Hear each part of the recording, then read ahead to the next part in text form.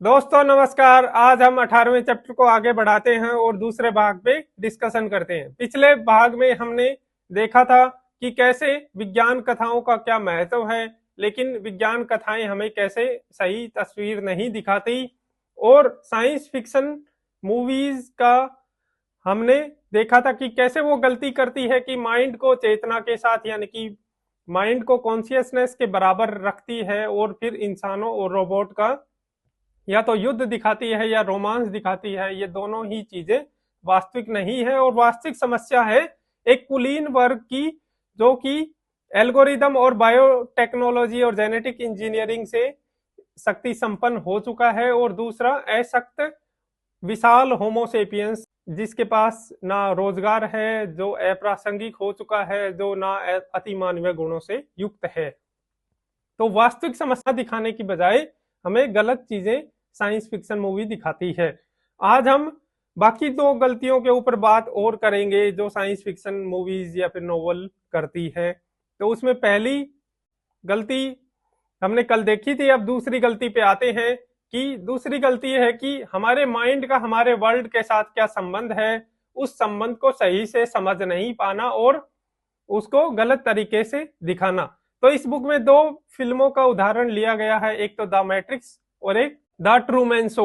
ये दोनों फिल्में ही काफी इंपॉर्टेंट, काफी पॉपुलर मूवी है, जो लगभग सभी व्यक्तियों ने देखी है जो भी हॉलीवुड मूवी देखता है। और द मैट्रिक्स में क्या दिखाया गया है कि सारे इंसान एक साइबर स्पेस में कैद है, और वो साइबर स्पेस में कैद होने के कारण उनके सारे इमोशंस, उनके सारे कार्यकलाप, उनके सारे एक्शन इसी साइबर स्पेस के प्रोग्राम के कारण पहले से ही निर्धारित है। वो साइबर स्पेस का प्रोग्राम ही सब चीजों को पहले से डिटरमाइन कर रहा है और कर रखा है उसने। और दूसरी है ट्रूमैन शो। ट्रूमैन शो में क्या होता है कि एक रियलिटी शो चल रहा है, उस रियलिटी शो का एक स्टार है ट्रूमैन नाम का एक चरित्र, और वो ट्रूमैन बेखबर है कि ये वास्तव में एक रियलिटी शो चल रहा है। वो अपनी आम नॉर्मल जिंदगी जी रहा है, लेकिन वास्तव में वहां पे उसके बाकी जो भी आसपास के लोग होते हैं वो सारे उस रियलिटी शो के एक्टर होते हैं। उनको पहले से स्क्रिप्ट लिखी गई मिली है कि आपको इस तरह से बोलना है, ये चीजें करनी है। तो इस तरह से ये दो फिल्में हैं। द मैट्रिक्स में सारे इंसान एक साइबर स्पेस में कैद है, द ट्रूमैन शो में एक व्यक्ति किसी रियलिटी शो में कैद है। ये दोनों ही फिल्में ये मान के चलती है कि इंसान का, ह्यूमन का एक ऑथेंटिक सेल्फ है, एक प्रमाणिक सत्व है, यानी कि ट्रूमैन शो के बाहर या फिर मैट्रिक्स के बाहर एक ऑथेंटिक दुनिया है ना, ऑथेंटिक वर्ल्ड है। उस ऑथेंटिक वर्ल्ड में जाकर ही इंसान अपने ऑथेंटिक सेल्फ को प्राप्त कर सकता है, ऑथेंटिक लाइफ जी सकता है ना। जैसे एग्जिस्टेंशियल फिलोसफी बोलती है कि व्यक्ति को ऑथेंटिक या प्रमाणिक जीवन जीना चाहिए, तो ये फिल्में उस तरह से है कि मैट्रिक्स के भीतर वो ऑथेंटिक लाइफ नहीं जी सकता, या फिर ट्रूमैन शो उस शो के भीतर ऑथेंटिक लाइफ नहीं जी रहा, तो ये उस चीज को दिखाती है। हरारी इन दोनों फिल्मों का आलोचनात्मक विश्लेषण करते हैं और बताते हैं कि कैसे ये दोनों फिल्में वास्तविकता से भटकी हुई है और माइंड और वर्ल्ड का जो आपस में संबंध है, उस संबंध को ये सही से नहीं दिखा पा रही। हम इन मूवी पे आए उससे पहले एक और थोड़ा सा डिस्कशन कर लेते हैं। जैसे अद्वैत वेदांत में शंकराचार्य ने कहा था कि ब्रह्म सत्यम जगत मिथ्या जीवो ब्रह्मयो नापर, यानी कि जगत है वो मिथ्या है, ब्रह्म ही एकमात्र सत्य है। तो यहाँ पे हरारी इसी चीज को देखते हैं कि जैसे अगर मान लो ट्रूमैन शो के भीतर जो चल रहा है वो भी एक मिथ्या है, मैट्रिक्स के भीतर जो चल रहा है वो भी एक मिथ्या है, वो रियल नहीं है।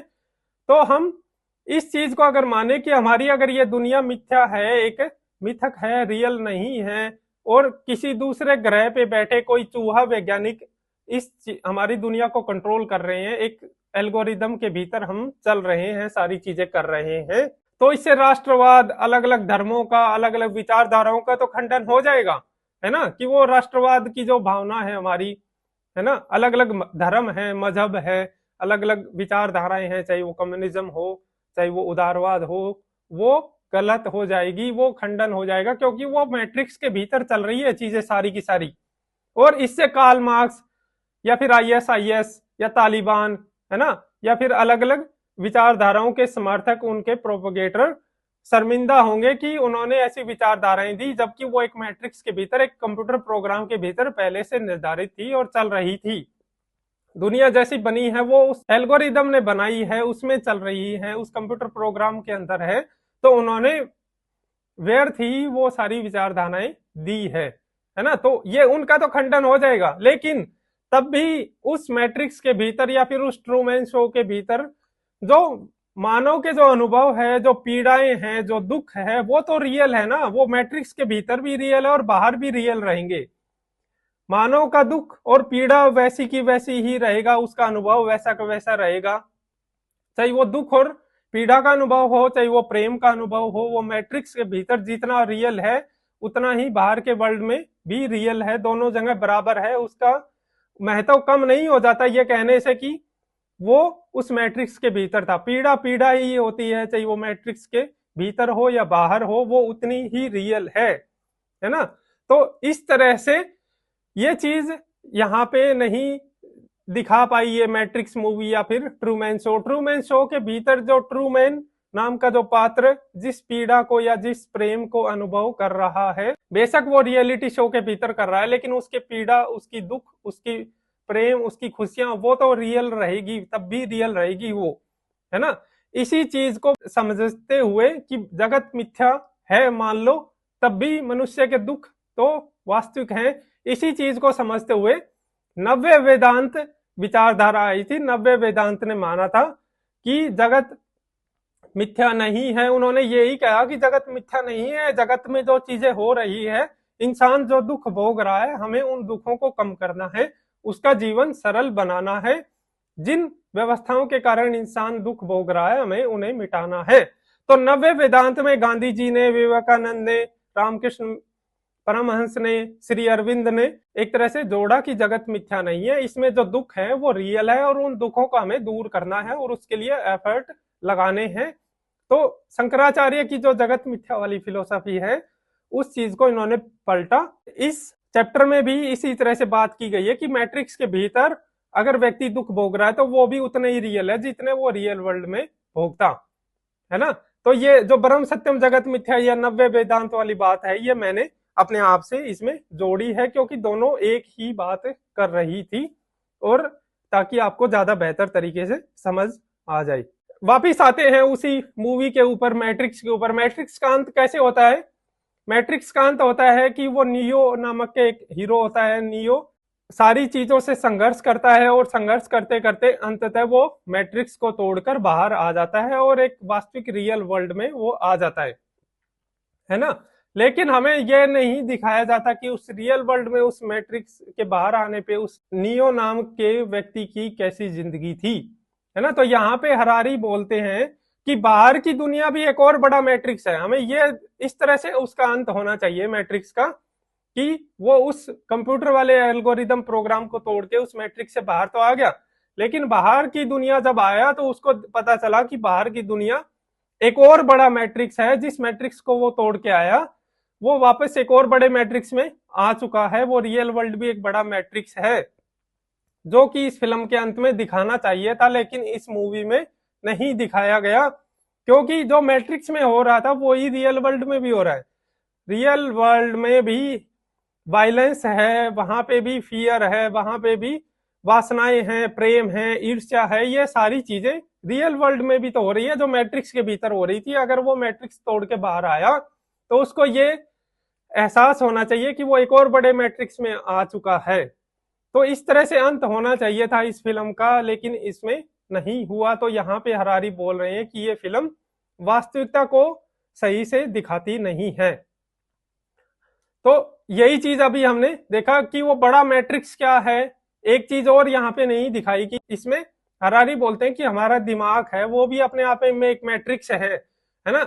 हमारा दिमाग जो अनुभव करता है, जो चीजें महसूस करता है, वो एक तरह से मैट्रिक्स की भांति है। हम अपने दिमाग में ही सारी चीजों को महसूस करते हैं, सारे इमोशंस को, सारे विचारों को हमारे दिमाग के भीतर ही है वो। अगर आप रस्सी में सांप देखते हो तो वो आपके दिमाग के भीतर है, वो रियल वर्ल्ड में रस्सी ही है, लेकिन आपके दिमाग उसको सांप की तरह देखता है। तो हमारा माइंड अपने आप में एक मैट्रिक्स है जिससे बाहर आप कभी आ नहीं सकते।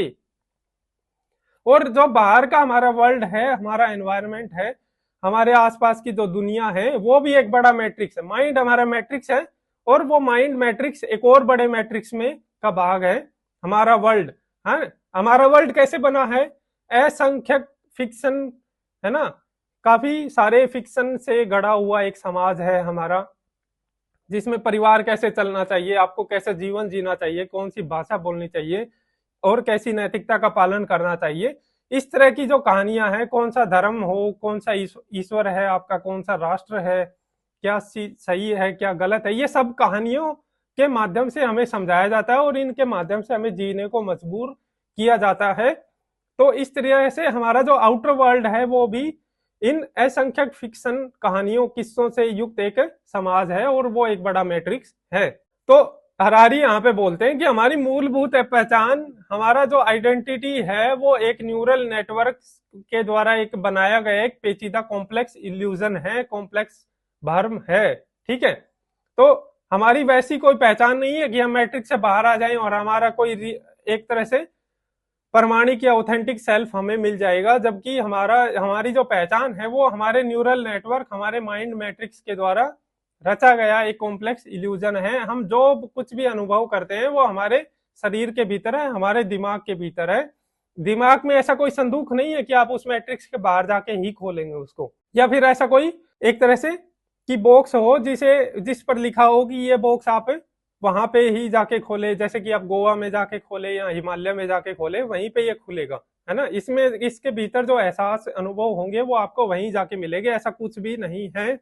जो अनुभव आप गोवा में कर सकते हो, हिमालय में कर सकते हो, वो आप यहाँ भी कर सकते हो। आपका माइंड एक कॉम्प्लेक्स इल्यूजन क्रिएट करता है ना। जैसे ट्रूमैन शो में ट्रूमैन उस रियलिटी शो से बाहर आ जाता है और वो अपनी प्रेमिका से मिलता है, लेकिन वो बाहर आने के बाद वो बताता है कि मैं ये करूंगा, लेकिन हमें ऐसा कुछ भी नहीं दिखाया गया कि वो बाहर आने के बाद उसकी जो जीवन था, उसकी क्या एक तरह से जिंदगी होने वाली थी, वो कैसे जीने वाला था, वो कैसे उस रियलिटी शो में जो जी रहा था उससे अंतर था, है ना। रियलिटी शो में भी वो उस मैट्रिक्स के भीतर था, और रियलिटी शो के जब वो बाहर आ जाएगा तब भी उसकी जिंदगी वैसी ही रहनी थी, तब भी उसको डेली ऑफिस जाना था, तब भी वो सारे इमोशंस महसूस करता।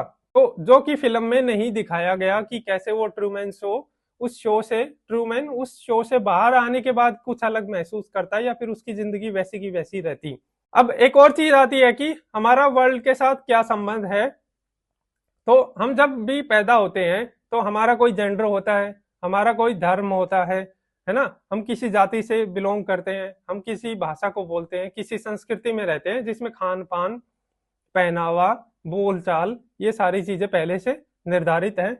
हम किसी खास क्षेत्र में पैदा होते हैं, किसी राष्ट्र में जन्म लेते हैं, ये सारी चीजें पहले से निर्धारित हैं। हम इनके भीतर ही जन्म लेते हैं, हम इनके भीतर ही बड़े होते हैं, और ये सारी चीजें हमें आकार देती रहती है। हमारे सोचने का ढंग, चीजों को देखने का ढंग, चीजों को सही और गलत मानने का ढंग पहले से ये चीजें निर्धारित करती रहती है ना।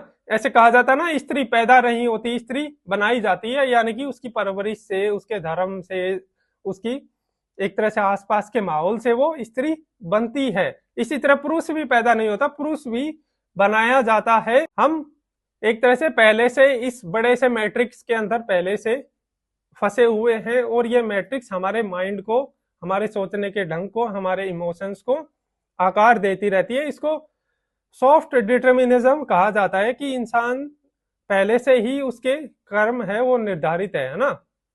वो कैसी भाषा बोलेगा, किस धर्म में वायलेंस को प्रमोट किया जाता है, यानी कि वायलेंस को, पशुओं के प्रति वायलेंस को ज्यादा गलत नहीं माना जाता, और एक दूसरा धर्म है जो नॉन वायलेंस का बहुत ही ज्यादा स्ट्रिक्टली पालन करता है। तो इस तरह की चीजें, अगर कोई व्यक्ति किस समाज में रह रहा है, वो कोई गरीब है ना, या फिर दुग्गी बस्ती से पला बड़ा है, स्लम में उसका जीवन गुजरा है, तो उसका सोचने का ढंग, चीजों को देखने का ढंग, और एक व्यक्ति काफी एजुकेटेड है, उसे शुरुआत से ही अच्छी शिक्षा मिली है ना। तो इसलिए कहा जाता है ना कि अपराधी पैदा नहीं होते, वो समाज उनको बनाता है। तो वो सॉफ्ट डिटर्मिनिज्म है कि व्यक्ति पहले से ही डिटरमाइन हो जाता है इसका भविष्य कैसा कैसा होने वाला है। तो हम पहले से ही एक बड़े मैट्रिक्स का भाग हैं, हम उसी में रहते हैं। तो इसकी ये दूसरी गलती थी और ये वीडियो काफी लंबा हो रहा है। तो ये चीजें अभी हम अगले चैप्टर में डिस्कस करेंगे, अगले भाग में डिस्कस करेंगे बाकी की तीसरी वाली जो गलती थी। और फिर उसके बाद हम ये डिस्कस करेंगे कि मतलब कौन सी ऐसी मूवी है या फिर ऐसे नॉवल हैं जिन्होंने रियलिटी को सही से समझा, उसे सही से दिखाया भी है। तो अभी डिस्कशन में इतना ही था। Thank you very much. अब हम अगले चैप्टर में इसको डिस्कस करेंगे।